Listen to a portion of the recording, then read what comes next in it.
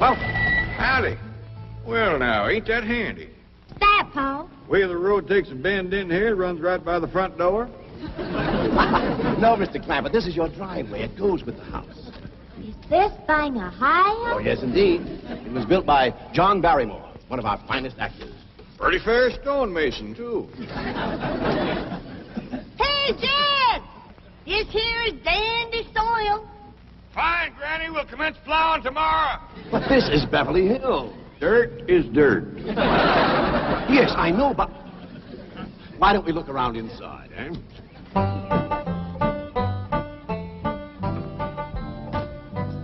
Well, here we are. I hope you're going to like this place I picked out for you. Maybe a trifle larger than what you're used to, but I feel a man with $25 million in my bank should live in a manner that... Come in, this is your home.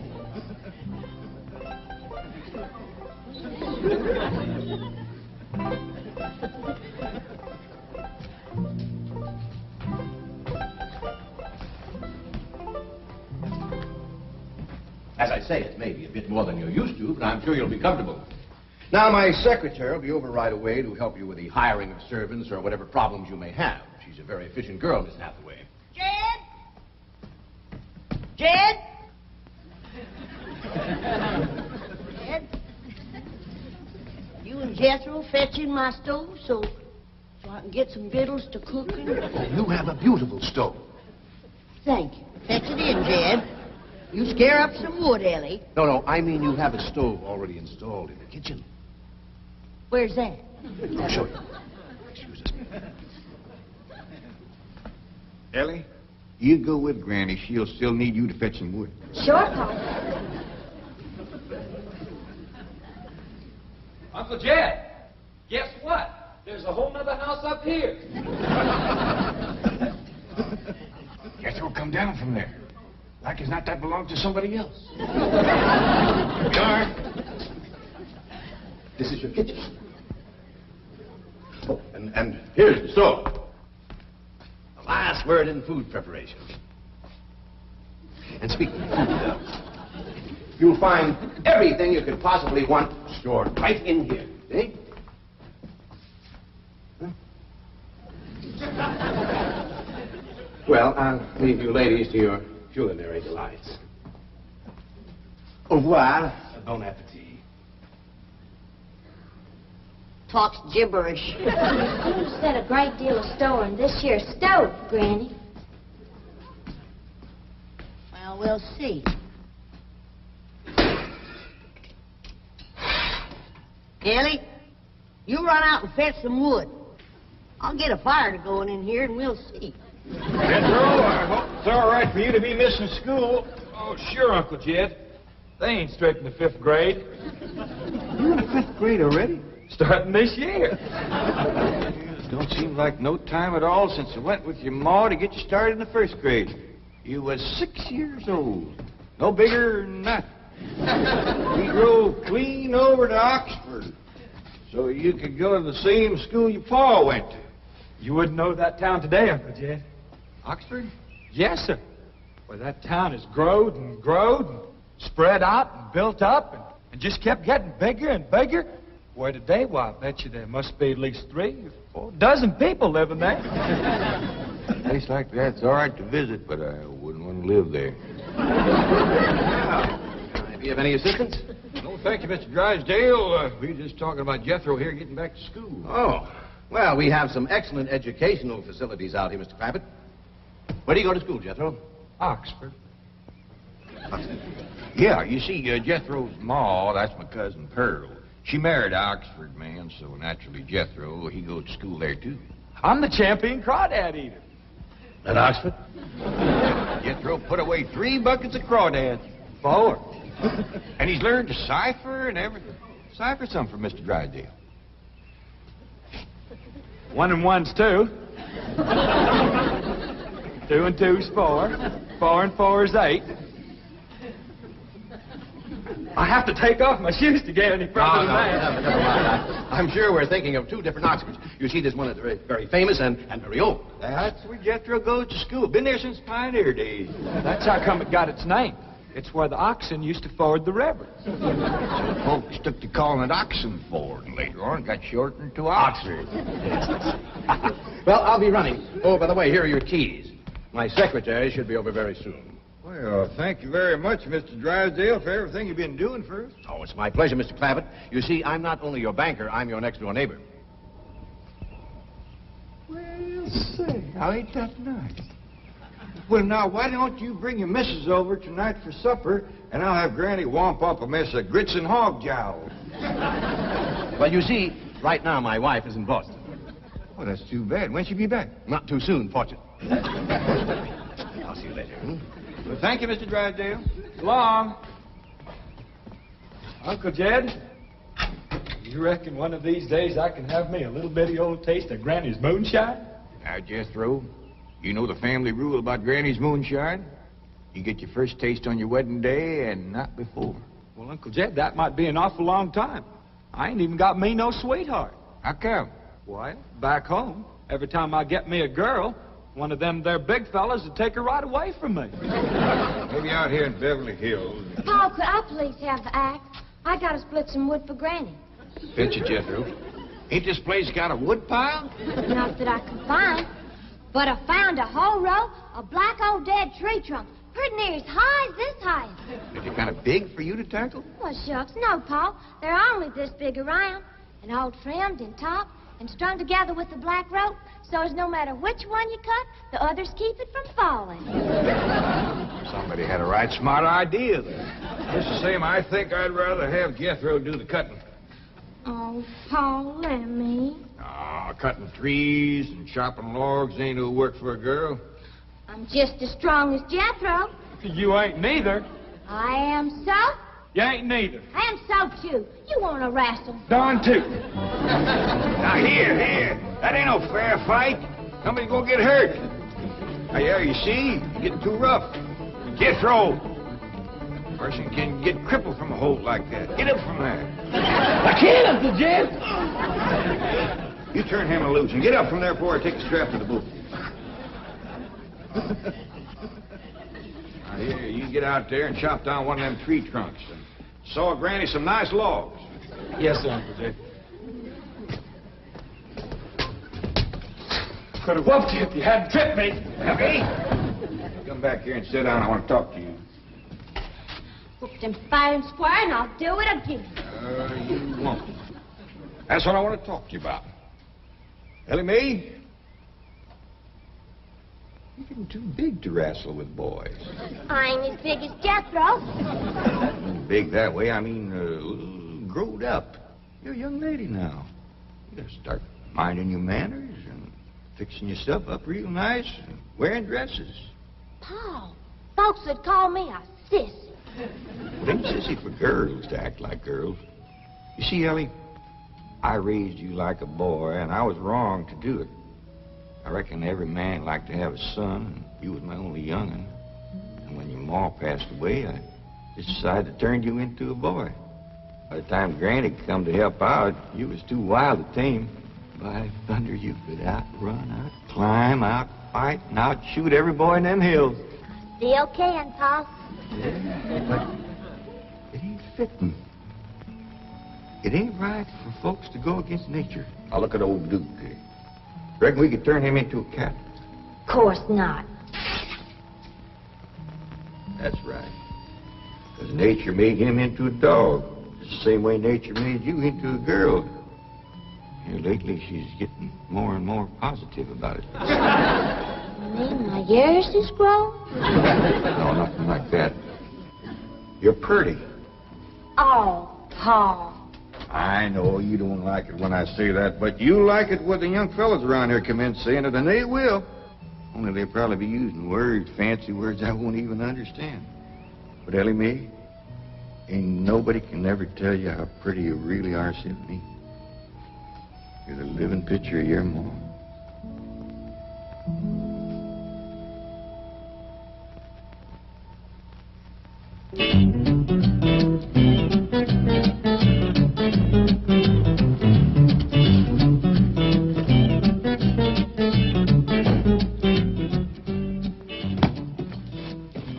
You still here? I thought you were going up to the Clampett estate. I didn't think it prudent for us both to be absent simultaneously. In the event of crises... The only crises you have to worry about right now is keeping Mr. J.D. Clampett happy. Now, get up there. Tell me, how did you like the flamingos? What flamingos? I thought pink flamingos around the swimming pool would add a rather elegant touch. Mr. Clampett is not a man educated to elegance. That will take time. Right now, there are more pressing problems. Of course, getting settled, the servant problem. Well, whatever they are, just get up there and solve them. Now, J.D. Clampett is this bank's largest depositor, and I'm making his satisfaction your responsibility. I accept the mantle of responsibility with which you have cloaked my shoulders. And I shall so conduct myself that if this great financial institution shall last 1,000 years, people will still say, this was their finest hour. Handy wood, all right. Got a lot of pitch and tar in it. Ought to burn real good. Yeah. That flimsy grate holds up. Granny, this is the top of that tree trunk. You want I should split it up too? No, just leave it outside. Yes, sir. This place ain't even got a wood box. Yeah, folks don't need much wood out here. Remember what Pearl says? It don't get cold. Yeah, I remember. It might not get cold in the day, but it sure freezes solid at night. How you know? I'll show you how I know. Every bit of food in this here storage bin is froze harder than a rock. Yes. Look.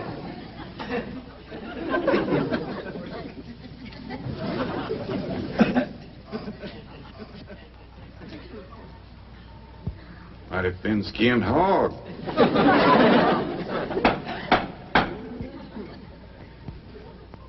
But I'll be doggone. Take me 2 days to thaw out that ham before I can ever cook it.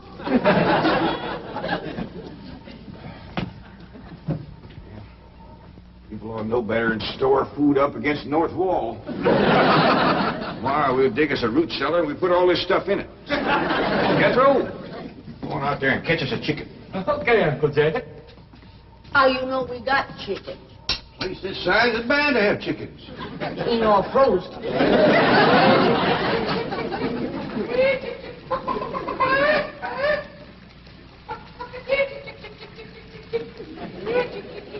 Chick, chick, chick, chick, chick, chick, chick.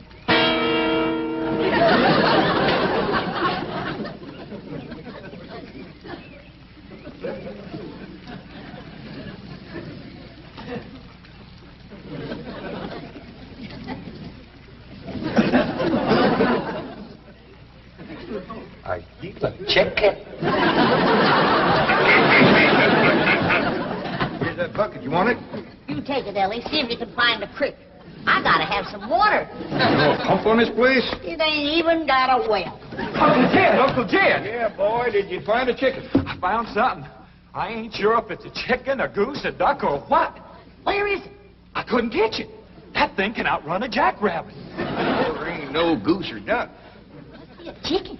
If it is, I was right about things growing bigger out here. That thing was this high. A chicken? Ah, Jethro. Honest, it's got legs this long. Dibby's on the drumstick. Drumstick ain't much. Whoever gets that neck is eating from now on. Commences here and runs plumb up to here. You ain't forgot what I said about Granny's jug of liquor. I ain't been to Granny's jug. You have your in for it. Honest, cross my heart. Where'd you see this chicken? Down by the cement pond. Cement pond. Uncle Jed, that pond is the fanciest thing you ever did see. Why, they are steps. So's the cattle can walk right down into it and get a drink. And up at one end, there's a lady standing there made out of rock. And she's a-pouring water out of a jar right into that cement pond. Oh.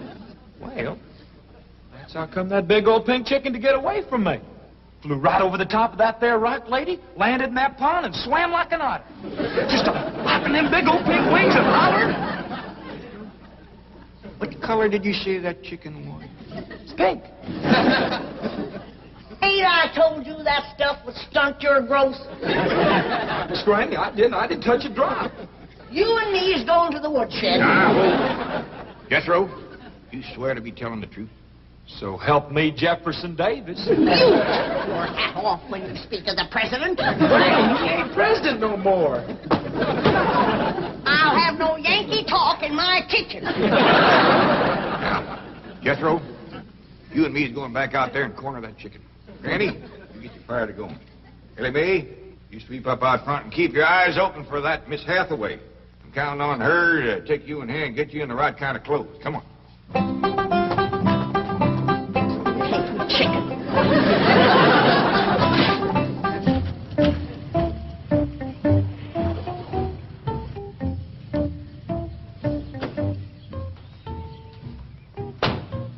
You there, young man? I ain't a young man, but I sure do thank you for thinking so. Good heavens, you're a girl. Yeah. I'm Jane Hathaway, executive secretary to Mr. Drysdale. And you, I take it, are a domestic of some sort? Cleaning girl, housemaid? Just what are your duties with Mr. Clampett? Well, he sent me out here to sweep up. But he said you'd take me in hand and get me in the right kind of clothes and everything. Indeed, I shall. We have a complete servant's wardrobe from chef to chauffeur. Come with me. What in the name of Thomas Chippendale is this? Has Mr. Clampett seen this disgraceful and unsightly mound of debris? Oh, yes, ma'am. This is all his. Oh, what charming antique. Just like you said, Jethro. Rock lady pouring water into a cement pond. Yes, sir. And over there's where I seen that great big pink chicken. Only thing is, it don't sound like a chicken. It makes a kind of hollering noise.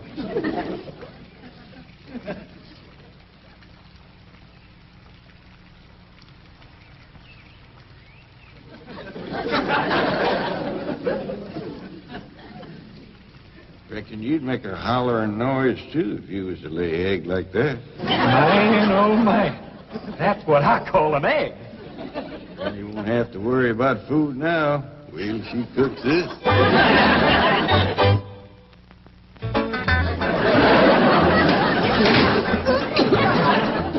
That flame city stove don't draw worth nothing. Granny, look at this egg. What's all the smoke? Stove don't work.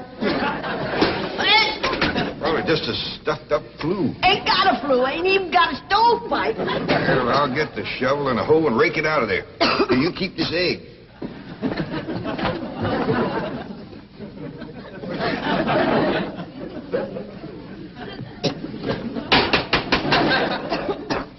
Just like everything else out here. Froze solid.